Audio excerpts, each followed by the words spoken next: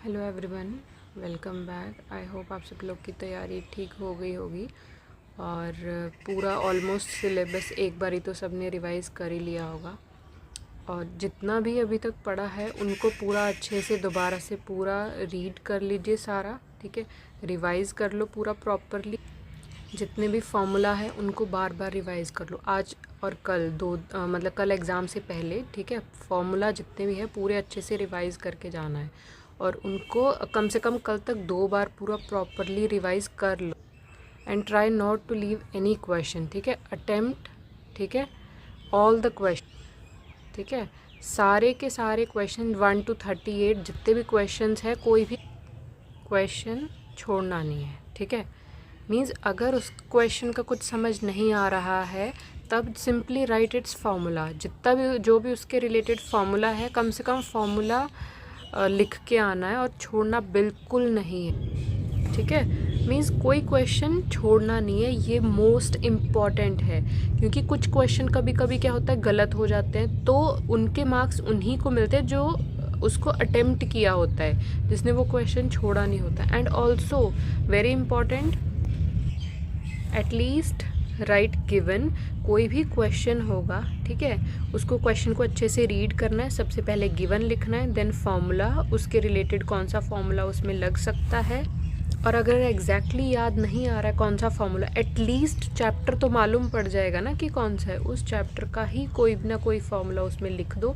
Just right any formula, ठीक है। और अगर आपको मालूम है कि कौन सा फार्मूला उसके रिलेटेड फार्मूला जो भी है वो लिखो, ठीक है। गिवन लिखो और वैल्यूज़ पुट कर दो उसमें, ठीक है। क्योंकि उससे क्या होगा कि अगर मान लो बाकी सारा अच्छा पेपर गया है या कैसा भी पेपर गया है ओवरऑल, अगर कोई क्वेश्चन नहीं छोड़ा है अटेम्प्ट करने के, वो हमेशा बोर्ड में क्या होता है डायग्राम ड्रॉ करो, गिवन के स्टेप मार्किंग है, ठीक है। तो मार्क्स मिल जाएंगे, ठीक है। मार्क्स मिल ही जाएंगे क्योंकि आपने अटेम्प्ट किया है, गिवन लिखा है, फॉर्मूला लिखा है, तो उसके मार्क्स हमेशा मिल जाते हैं, ठीक है। तो जस्ट ट्राई कि अटेम्प्ट करने हैं सारे क्वेश्चंस, ठीक है। सो जस्ट उसमें क्या करना है, फार्मूला पुट करना है। एंड डू नॉट लीव, ये मोस्ट इम्पॉर्टेंट है। पूरा मतलब पेपर अटेम्प्ट करना ही करना है। कोई क्वेश्चन नहीं आता, just write given and formula related to it, related to that chapter, ठीक है। उस चैप्टर के रिलेटेड जो भी चीज़ें पढ़ी होंगी या कुछ भी याद होगा वो लिख दो। क्योंकि अगर छोड़ दिया तो फिर नुकसान है, करोगे तो 1.5 1 या 1 2 3 मार्क्स मिल जाएंगे, ठीक है।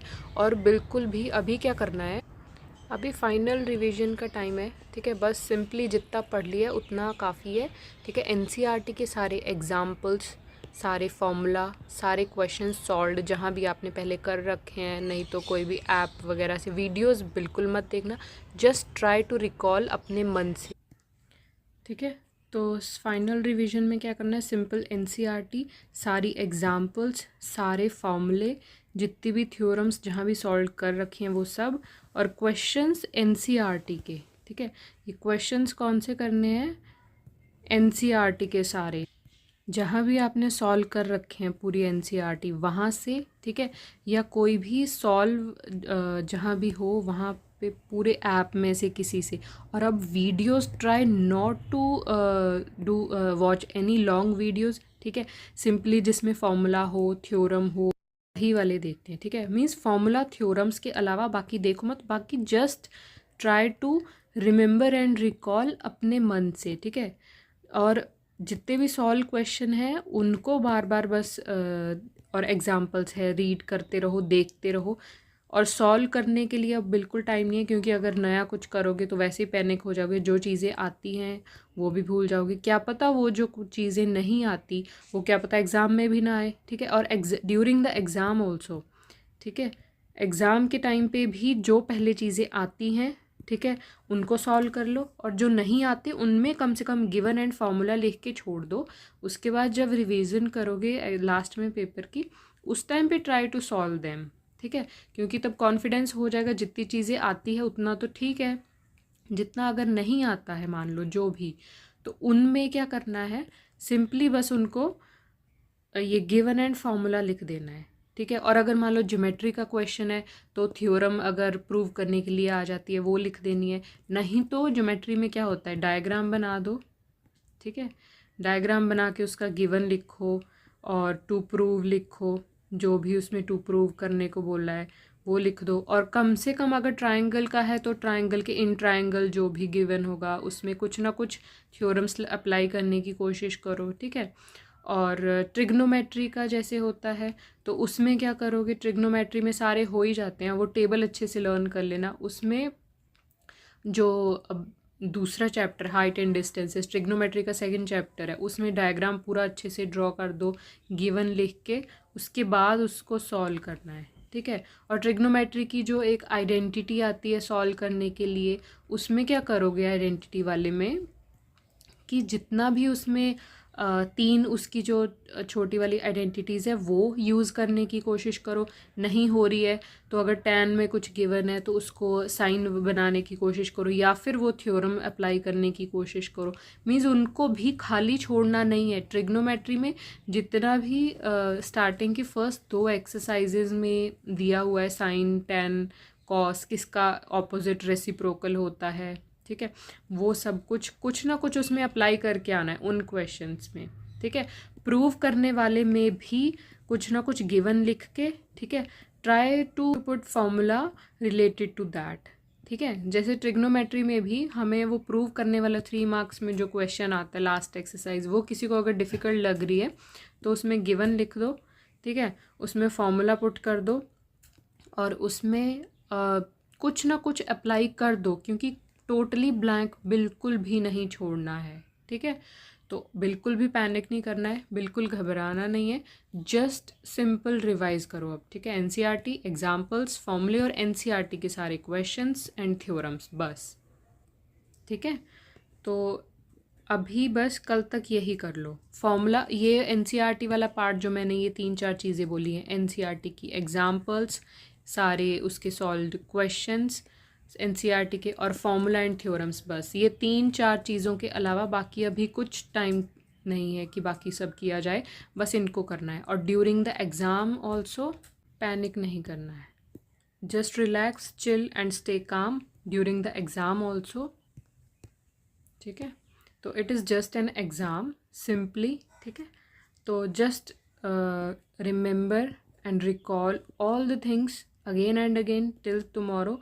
यही एनसीईआरटी पूरी अच्छे से रिवाइज करते रहो।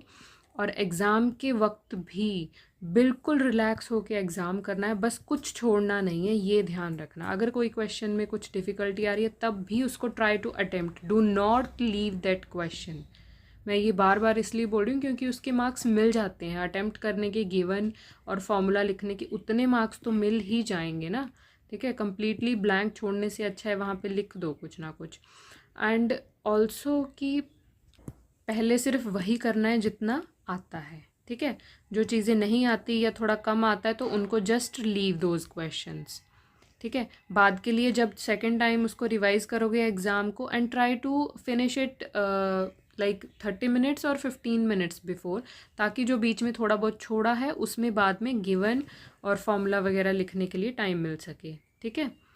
तो आगे अभी एक आधा क्वेश्चन मैं अभी थोड़ा डिस्कस करवा देती हूँ, उसके बाद जितने भी हर एक चैप्टर के मोस्ट इंपॉर्टेंट एक एक क्वेश्चन है वो मैं एक बार रिवाइज करवा देती हूँ, ठीक है। तो बस सिंपली अब अपने लेवल पे रिवीजन करो, ज़्यादा इधर उधर कुछ भी चीज़ें नई चीज़ें पढ़ने की ज़रूरत नहीं है, ठीक है। अगर कोई क्वेश्चन अभी ऐसा लग रहा है कि नहीं आ रहा है, स्ट्राइक हो रहा है, और वो अगर वो चैप्टर आता है तभी उसको करना है, ठीक है। वरना अगर बहुत ही ज़्यादा डिफ़िकल्ट लग रहा है तो सिंपली उसको जस्ट अभी स्किप कर सकते हो, एनसीईआरटी पे फोकस कर सकते हो, ठीक है। तो अभी चलो स्टार्ट करते हैं। कुछ क्वेश्चन एक एक क्वेश्चन में सब चैप्टर्स का थोड़ा थोड़ा डिस्कस करवा देती हूँ, जो कि अच्छा है। अगर कोई भी प्रॉब्लम हो, कुछ भी हो, तो just simply comment down, I will explain that thing and contact me. I will surely contact you people as soon as possible, ठीक है। कोई भी डाउट हो, ठीक है, तो you people can ask, feel free to ask in the comment box. तो I will get back to you all, ठीक है। कोई भी प्रॉब्लम हो just ask and also try not to panic. जितना भी अच्छे से अब पढ़ लिया है बस उसको प्रॉपरली रिवाइज करते रहना है, ठीक है। And now just simply revise NCERT questions, examples, theorems and फॉर्मूले, दैट्स इट, ठीक है। Thank you so much and stay tune and all the very best. अच्छे से करना है, कोई भी प्रॉब्लम हो घबराना नहीं है ड्यूरिंग द एग्ज़ाम, ठीक है। Thank you so much, stay tune and keep learning.